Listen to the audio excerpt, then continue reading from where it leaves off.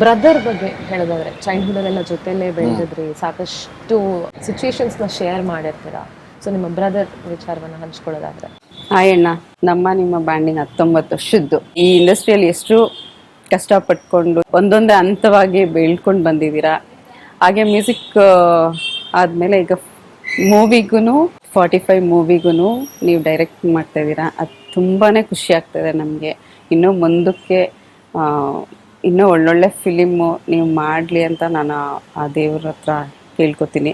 ಇಷ್ಟೊಂದು ಬ್ಯುಸಿ ಇರುವಾಗೂ ಮನೆಗೂ ನೀವು ಟೈಮ್ ಕೊಡ್ತೀರಲ್ಲ, ಅದು ಸ್ವಲ್ಪ ಟೈಮಲ್ಲೇ ನಾವು ತುಂಬ ಖುಷಿಯಾಗಿರ್ತೀವಿ. ಈ ಬ್ಯುಸಿ ಶೆಡ್ಯೂಲಲ್ಲೂ ನೀವು ಹೆಲ್ತ್ ಕಡೆ ತುಂಬಾ ಗಮನ ಕೊಡಬೇಕು ಅಂತ ಹೇಳ್ತೀನಿ. ಆಯ್ತು ಚಿಕ್ಕಪ್ಪ, ನಾನು ಚಿಕ್ಕವಳಿಂದನೂ ನಿನ್ನನ್ನು ಎತ್ತಿ ಆಡಿಸಿದ್ಯಾ. And I am really grateful to have such a good father like you in my life. The little moments we share are my favourite moments. ಯಾಕಂದರೆ I know you are always busy and ನಮ್ಮ time ಸಿಗೋದೆ ನಾವು ನೋಡೋದೆ lunch ಟೈಮಲ್ಲಿ, ಇಲ್ಲಾಂದರೆ when we have a family gather up. I feel really lucky to have you and have someone like you to guide me to the right path. Brother ಅಷ್ಟೇ ಒಂದು beautiful memory ನನಗೆ. ಚೈಲ್ಡ್ಹುಡ್ಡಿಂದನೂ ಜೊತೆಲೇ ಇದ್ದಿದ್ದಲ್ಲ, ಒಂದೇ ಮನೆಯಲ್ಲಿ ಇದ್ವಿ ನಾವು. ಜಾಯಿಂಟ್ ಫ್ಯಾಮಿಲಿ ಆಗೇ ಇದ್ವಿ. ನಮ್ಮ ಅಣ್ಣನ ಮದುವೆ ಆಗಲಿ, ನನಗೆ ಮದುವೆ ಆದ್ರೂ 12-13 ವರ್ಷ ನಾವೆಲ್ಲ ಒಟ್ಟಿಗೆನೇ ಇದ್ವಿ. ನಂದು ನಮ್ಮ ಅಣ್ಣ ಈ ಮನೆಗಳಲ್ಲಿ ಏನಾದರೂ ಗಲಾಟೆ ಅದೆಲ್ಲ ಹೇಳ್ತಾರಲ್ಲ, ಆ ಥರ ಒಂದೂ ಇವತ್ತವರೆಗೂ ಯಾವ ರೀತಿನೂ ಇಲ್ಲ. ಫ್ಯಾಮಿಲಿ ಡಿಸ್ಪ್ಯೂಟು ಇಲ್ಲ ಅಥವಾ ಮನಸ್ತಾಪನೂ ಇಲ್ಲ, ಏನೂ ಇಲ್ಲ. ವೆರಿ ವೆರಿ ಜೋವಿಯಲ್ ಪರ್ಸನ್ ಆಗಿದ್ರು ಅವರು. ವೆರಿ ಆರಾಮಾಗಿದ್ರು ಲೈಫ್ ಪೂರ್ತಿ. He was very happy. But unfortunately last. So ನಿಮಗೆ ಅವರನ್ನು ಕಳ್ಕೊಳ್ಳೋಂಥ ಮೂಮೆಂಟ್, ಎಲ್ಲರ ರೆಸ್ಪಾನ್ಸಿಬಿಲಿಟಿ ನಿಮ್ಮ ಮೇಲೆ ಬರುತ್ತೆ. ನೀವೇ ಫ್ಯಾಮಿಲಿ ರೆಸ್ಪಾನ್ಸಿಬಿಲಿಟಿ ತೊಗೊಂಡಿದ್ದೀರಾ. ಬಿಕಾಸ್ ನನಗೆ ನಿಮ್ಮ ಅತ್ತಿಗೆ ಅವ್ರ ಜೊತೆ ಮಾತಾಡಿದಾಗ ಅವ್ರು ಹೇಳ್ತಾ ಇದ್ರು, ನಮ್ಗೆ ಯಾವತ್ತೂ ಅವ್ರು ಹೊರಗಡೆ ಅವ್ರ ಥರ ನೋಡಿಲ್ಲ. ಈಕ್ವಲಿ ರೆಸ್ಪಾನ್ಸಿಬಿಲಿಟೀಸ್ ತೊಗೊಂಡು ಅದಕ್ಕೆ ಪ್ರಿಯಾರಿಟಿ ಕೊಡ್ತಾ ಇರೋದಿದೆಯಲ್ಲ, ಅದಕ್ಕೊಂದು ದೊಡ್ಡ ಹ್ಯಾಟ್ಸ್ ಆಫ್ ಹೇಳಲೇಬೇಕು ಸರ್.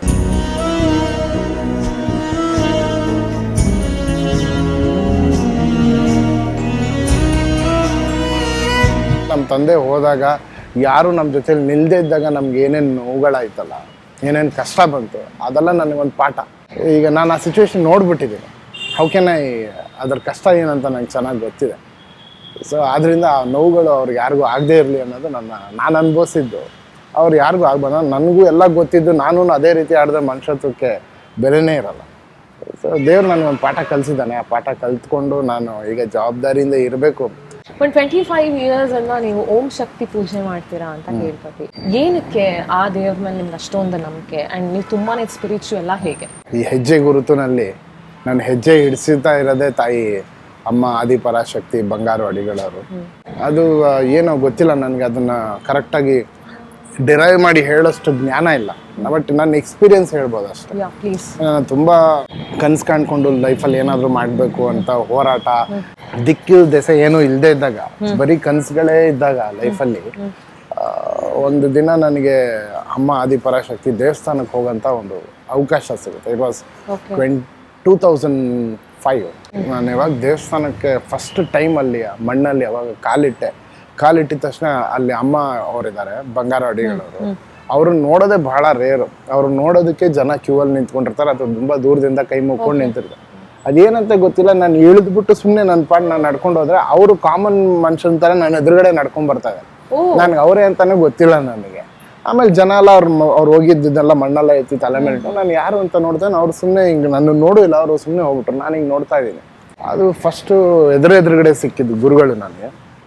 ಅಲ್ಲಿಂದ ಅಮ್ಮನವ್ರನ್ನ ಹೋಗಿ ನಾನು ಯಾವಾಗ ದರ್ಶನ ಮಾಡಿದೆ, ಆ ದರ್ಶನ ಮಾಡಿದ ಮೊಮೆಂಟು ನನ್ನ ಬಾಡಿನಲ್ಲಿರೋಂಥ ಪ್ರತಿಯೊಂದು ಏನು ಸೆಲ್ಸ್ ಇದೆ ಅವೆಲ್ಲ ಅಳಕ್ಕೆ ಸ್ಟಾರ್ಟ್ ಆಯಿತು.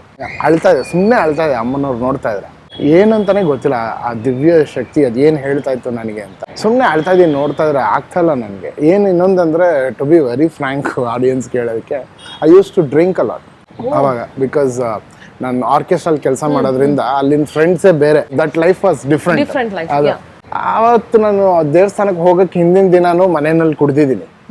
ಬಟ್ ಅಲ್ಲಿ ಅಮ್ಮನವ್ರ ಎದುರುಗಡೆ ಹೋಗಿ ನಿಂತ್ಕೊಂಡಿದ ತಕ್ಷಣ ನನಗೆ ಕ್ವಶನ್ ಮಾಡ್ದಂಗೆ, ಲೈಕ್ ಕುಡಿದ್ಬಿಟ್ಟು ದೇವಸ್ಥಾನಕ್ಕೆ ಬರೋಷ್ಟು ಧೈರ್ಯನಾ ಅನ್ನೋ ಥರ.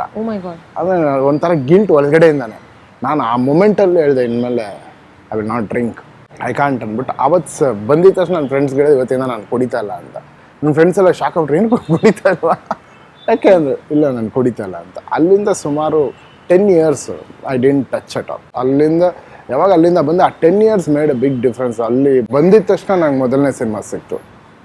ಬಂದಿದ ತಕ್ಷಣ ನನ್ನ ಹೆಂಡತಿ ಮದುವೆ ಎಲ್ಲ ಫಿಕ್ಸ್ ಆಯಿತು.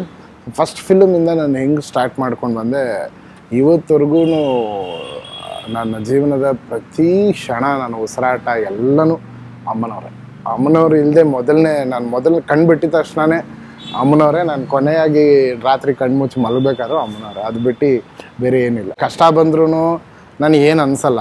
ತುಂಬ ಖುಷಿಯಾಗಿ ತುಂಬ ಸಕ್ಸಸ್ ಬಂದರೂ ನನಗೆ ಏನು ಅನಿಸಲ್ಲ. ಎಲ್ಲ ಅಮ್ಮನವ್ರ ಪಾದಕ್ಕೆ ಹಾಕ್ಬಿಟ್ಟು ಸುಮ್ಮನೆ ಇರ್ತೀನಿ ಅಷ್ಟೇ. ಅರ್ಜುನ್ ಜನ್ಯ ಅವ್ರ ಬಗ್ಗೆ ಏನು ಹೇಳೋದು? ಇಡೀ ಕನ್ನಡ ನಾಡು ಕಂಡಂತಹ ಅದ್ಭುತ ಸಂಗೀತಗಾರ.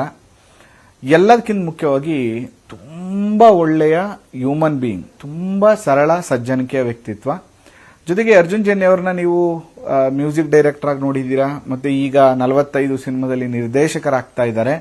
ನಿರ್ದೇಶಕರಾಗಿ ಕೂಡ ನೀವು ನೋಡ್ತಾ ಇದ್ದೀರಾ. ಅದಕ್ಕಿಂತ ಹೆಚ್ಚಾಗಿ ಅವರಲ್ಲಿ ಒಬ್ಬ ದೊಡ್ಡ ಗುರು ಇದ್ದಾನೆ ಮತ್ತು ಒಬ್ಬ ದೊಡ್ಡ ಆಧ್ಯಾತ್ಮ ಚಿಂತಕರಿದ್ದಾರೆ. ಅರ್ಜುನ್ ಜೈನ್ ಅವರು ತುಂಬಾ ಆಧ್ಯಾತ್ಮದ ಒಲವಿರುವಂತವರು, ತುಂಬಾ ಸ್ಪಿರಿಚುವಲ್ ವಿಷಯದಲ್ಲಿ ಆಸಕ್ತಿ, ತುಂಬಾ ದೈವ ಭಕ್ತರು.